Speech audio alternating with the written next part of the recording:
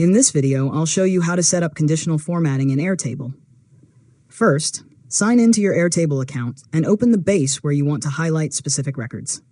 Select the table and view where you want to apply the formatting. Next, click the color option in the view settings. Choose whether you want to color records by a field value, a condition, or another option available in your view. This allows you to automatically highlight records based on specific rules. After that, create your formatting condition.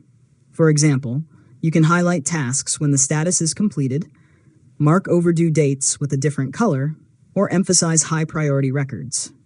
Choose the field, set the condition, and select the color you want Airtable to apply. Now, review your view and confirm that the formatting appears correctly. Test it by changing a record value and checking that the color updates automatically based on your rules. You can create multiple conditions to organize your data and make important information easier to find. Finally, save your view settings and continue using your formatted table. Conditional formatting helps you quickly identify important records, track progress, and manage workflows without manually searching through your data. And that's it. You've successfully learned how to set up conditional formatting in Airtable. If you found this tutorial helpful, make sure to subscribe to Learn Mode Lab for more tutorials.